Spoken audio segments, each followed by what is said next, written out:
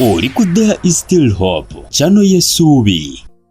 Kale mwenna bali ku mukolo gwa There is Hope tubagala nnyo byonna gye musinzira okuba nga ate mutulabira kitundu kyaffe kya kusatu eky'olunaku olwaleero. Mukama tukwebaza kubanga oli mulungi, tukuduze ekitiibwa n'amatendo, omwoyo mutukuvu jangu ofuge mu Kristo Yesu omwana wa Katonda omwana tusabidde. Amiina. Olunaku olwaleero twagala tulabe more shocking information about sleeping paralysis. Akagamba ko nakakubuuziza kuva jjo naye mu dictionary yawe nagezaako kunoonya Oluganda ne lukagaana. Zirya ddeja kakati amawulire mpulira oba ebyongera okuba nga ate shocking kiki ebyewuunyisa ebikwata ku sleeping paralysis oba okuba nga okuloota ng'olina ekintu ekikukutte nga tosobola kwogera kikunyigiriza. Kakale obadde omanyiko bitobe kakati twagala tukudigingire deep ebitiisa ebikikwatako otegeere. Abasawo bo batugamba it is a medical disease caused by a lack of enough sleep. Tofuna kuwumula kumala. Oba tofunye kuwumula kumala osobola ofuna paralysis eyo oba okufuna ekintu nekikukwata kikuteeka ku poozi n'obeera awo tosobola kubaako kyokola akusinziira ku basawo. Era bagamba nti obwongo buba buzuukuse ne busooka omubiri. Kakati abo basawo ddala tugende mu spiritual aspect mu nsi ey'omwoyo tulabe sleeping paralysis eno eri etya. Kale nja kukuwa Abefeso 6:12 kale tandikira ku 10. Abefeso 6 tandikidde ku 10. Ekyenkomerero mubenga n'amaanyi mu Mukama waffe ne mu buyinza bw'amaanyi ge, mwambalenga ebyokulwanyisa byonna ebya Katonda, mulyoke muyinzenga okuyimirira eri enkwe za Setaani. Kubanga tetumeggana na musaayi na mubiri, wabula n'ab'amasaza n'ab'obuyinza n'abafuga ensi ab'omu kizikiza. N'owokomaawo bajja kwesomerayo. Kale ekyo kyogenda okwogerako weetaaga okwambala amaanyi. Kituufu. Teri ddwaliro lijjanjaba sleeping paralysis. Era bajja kuwa bukerenda bupainkiller biki naye teri ddagala lyennyini lijjanjaba sleeping paralysis. Oba ekintu ekikukwata nekikuteeka ku attention yatabeera ku nga teweenyeenya. Kakati ekintu ekyo kisobola okujja ng'okiraba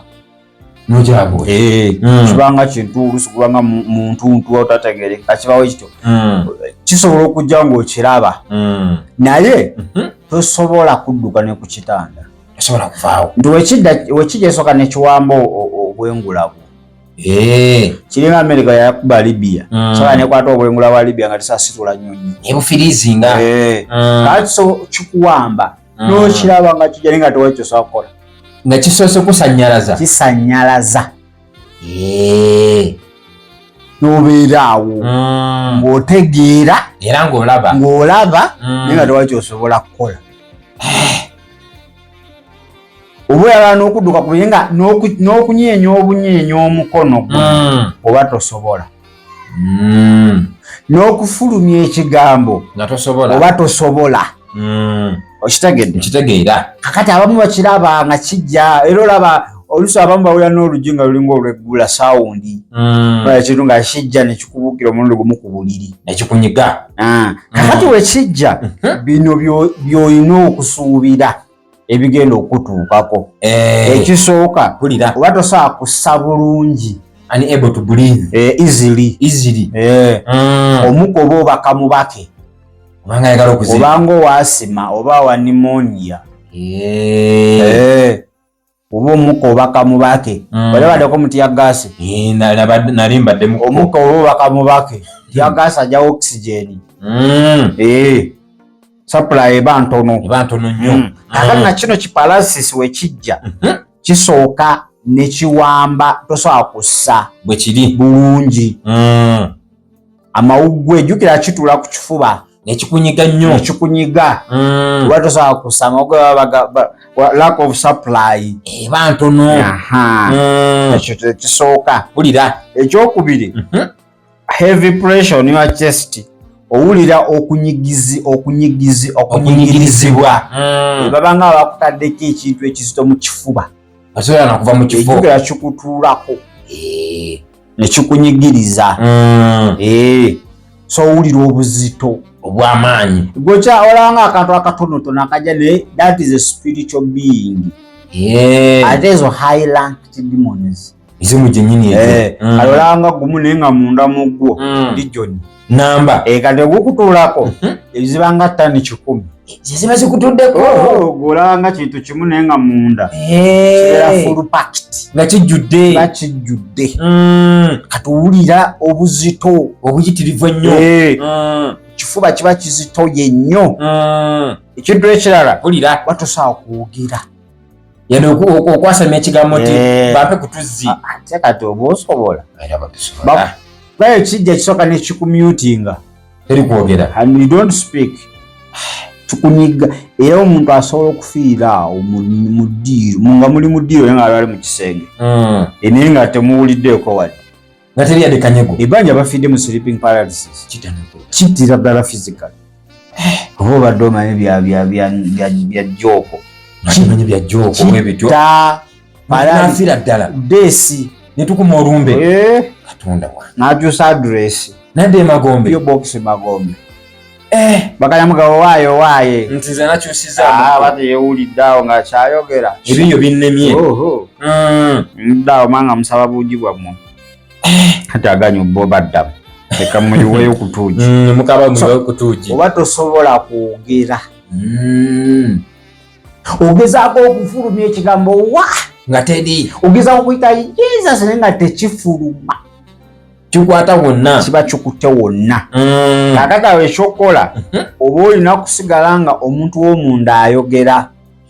Ayina kati omuntu w'omunda asigala nga anti kati yaba alwana nakyo omubiri baba bagufiriizize kuba tegulina kye gusobola kukola. Bagusazeeko kati. Omubiri gwe basobola osalako oyinza okudduka ku buliri.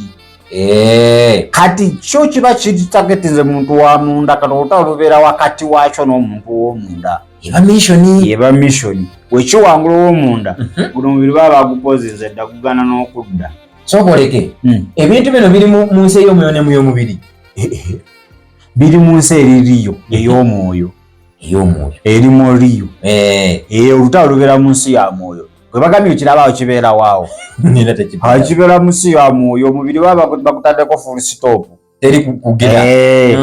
Kati obeera nga ali mu astral projection. Ng'olinga akyusiddwa. Obanga olaba ebintu ebyaddala saawa eyo birabira waawo. Kwegamba weerava olinga alava. Okitegedde? Kitegeera. Era babaawo cameras nga mu kisenge kyo mulimu kamera zisobola okukwata akataabi. Ne bakulaba ng'oli mu lutalo. Nga weefaako. Ogezaako era ekikuvaako oyinza n'okugwa eri. Amaanyi nga gagenze. Oba tosobola oba oweddemu kikukamula. Okitegedde? So bangi baba tebasobola kwogera akaseera ako. Okitegedde? Kitegeera. You cannot move any of your part. Nti oba kagere nga koleko bwenti teri. Oba mukono teri. Tosobola kwenyeenya nga paralysis ezze. Guli oguzimu guli guzimu. Tosobola kwenyeenya. Yadde. Beera wamu. Obeera ati obanga omulambo bagukyusa bukyusa. Gwe guba ku nsi ey'omwoyo gwe bamaze okusaanikira. Okitegedde? Kati baba basigaza nsi ya mwoyo. Naye bwe bamala okusaanikira wana nti baba bakimaze. Ekintu nga kiweddemu. Nga bandi batwala birango. Nti ku ssaawa 4 zabadde nnyaawo twagenza okgenda mu katimba. Mwenda enkya tulabika nga tumaliriza. Mubiri gwo guddayo gye gwava gukole maniwa. Guwummuzibwe. Gukole maniwa. Okitegedde? Kitegeera. So oba tosobola kubanga you move any part your lips ziba zikwatiddwa awo nga tosobola kussa. Okitegedde? Kitegedde. Kakati nga wegambye nti owulira placed on your chest nga waliwo ekikoze ekitudde ku kifuba kyo. Kati Maisano na tulumba physical and spiritual. Na ate aganya otulumba mu nsi ey'omwoyo. Yatulumbira eyo. Kubanga guno omubiri during the day bisobola okumakinga busy omulala n'atafuna budde naye woweebakawo oti jjukira omwoyo guba gukola ki guba gutambula wano nawali so we bagusanga nga sanging around ate nga guli weak nga munafu awo bagukola byonna bye gwagala wekuloota olina emisale bakukuba bakukutte obuze baba bakoze oli omuntu waki ow'omunda aba munafu nti bakukuba naye nga tosobola kwerwanako ekimala osobola otanga n'akaana myaka 7 kali kugwe gusajja kukuluka kukuba noŋaŋala nkakuba olwine kanviira ate mu kirooto oba olina amaanyi era ogenda ozuuka nalo akaana nga kankubye nga sisobola nakaddiza so kitegeeza your person is very weak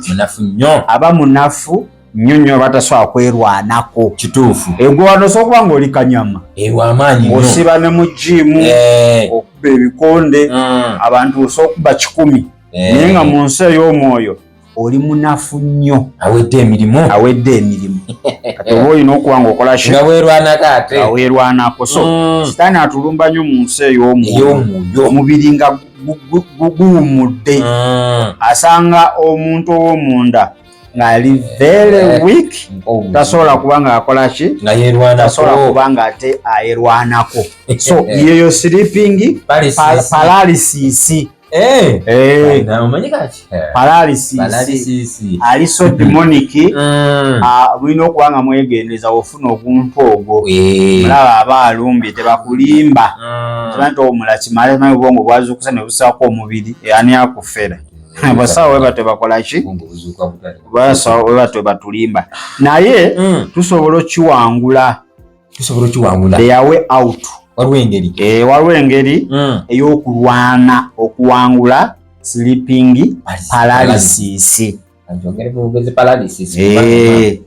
kalati bannanga bali ku TikTok byebino ebiyinza okutuukako singa ofuna sleeping paralysis oba singa oloota waliwo oguntu ogukukutte tosobola kwenyeenya ekisooka tosobola kussa bulungi kituufu ekyokubiri oba ofuna okunyigizibwa ku kifuba oba ekintu ekizito nga kikutudde ku kifuba kyo ekyokusatu oba tosobola kwogera ekyokuna tosobola kunyeenya paati yonna ey'omubiri gwo ekyokutaano ekintu ekyo osobola okiraba nga wakijja naye nga tolina kyosobola kukolawo kisooka ne kiggalawo kisanyalaza ensi eyo ey'omwoyo nga tewali kyonna kyosobola kukola kyosobola kukola kubanga breathing becoming difficult kinyiga amawuggwa ago lack of supply ya oxygen era bangi basobola okuloota paralysis ne bafiirayo ebyaddala mugundi mu kirooto ekyo ng'ofunye ekikukutte n'omala ate n'okola ki n'ofa kakati okiwona otya kiteeko esooka kukkiriza Kristo okubeera omulokozi era mukama w'obulamu bwo kituufu tekitegeeza nti woloka tekijja kukulumba kijja kukulumba naye kijja sangayo ow'amaanyi mu ggwe era ojja kiwangula naye bwe kikusanga nga oli empty kikukola byonna byekyagala nekyegendera kakati kkiriza Kristo batuze kakati ebigambo ebyo biwulidde ebikwatagana ku nsonga eyo bintu bya mwoyo nnyo bintu si bya mubiri bubiri weetaaga Yesu yasobola okuwonya era asobola okutaasa era wowulidde message eyo ddamu ebigambo bino amanga gamba Yesu olwaleero pulidde obubaka obukwatagana ku kirwadde ekyo nze mbadde ndowooza kya mubiri bubiri naye ntegedde ebya mwoyo olwaleero Katonda nzikiriza